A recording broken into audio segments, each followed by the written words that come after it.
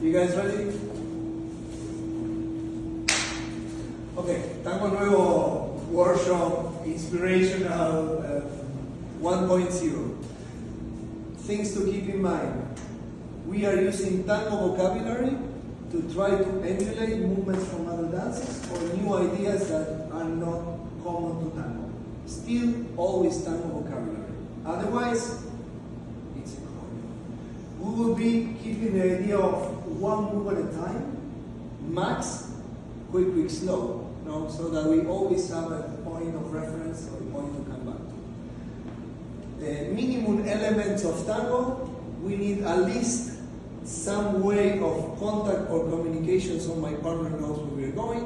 It could be any part of the body, it could be any of us doing this game, it could be anything that you want.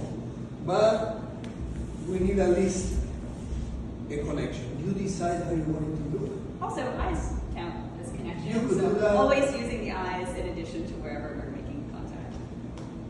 We need to know, even if we are not there, where we are supposed to be. And that is, I suppose that my partner is going to be in front of me with no energy. Because that's where all my steps will start from. And she will assume that my leading starts from my frame. Even though I'm not there, or I don't even have a frame, she will still assume that the information will come somewhere from there. That's why I was talking with so many leaders to think about the distance between the elbows, because that's your frame of reference. If we start to move that, if we start to move the hips in other directions, the followers are losing the frame of reference. So, 5 options, 6. We have steps to the side, we have steps to the back, to the front, we have changes of weight, and we have pivots one way or the other. This is the vocabulary that I will be using to communicate with you. What I do is most of the times completely irrelevant as long as I communicate properly and not doing what my partner is trying to do. Which is stay balanced on one foot, either the left one or the right one. Extra energy, my partner will take care of him. But I need to provide time. That extra energy, in any sense, in any move, my partner will take care of it. I just need to provide time for her to resolve. Now, the follower does have a say, up to the point that she could even offer moves. Not directly lead, so that we are not fighting, she's offering. They don't want to be a backseat driver the entire time. They will offer more conversation. What can you do as a follower? What are your powers? I can speed us up. I can slow us down by providing more resistance. I can propose a directional change by providing enough resistance for that.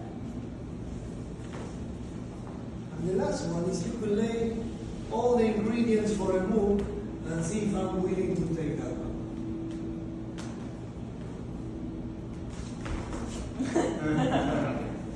And then you can have a good video. So these are all the options that we have to try to offer more depth. Important, we can break the embrace, we have a lot of leeway to play, but we can't stop dancing. What I mean by stop dancing, that one of us is like breaking the connection that we have with each other. It can be tension, it can be attention, it could be a lot of things. But within this frame, we can do anything that we want. When the music, we tango vocabulary. That for me is the idea of what Tango Nuevo is. How about Mrs.? No, I just think there's the further application, which next time you come back, we'll play more when we're changing those shapes. Because we have to be so aware of the steps that we were using today, we're only able to create those bigger shapes by being aware of these concepts. So until then, followers are thinking about our hips, our direction, Yeah. and the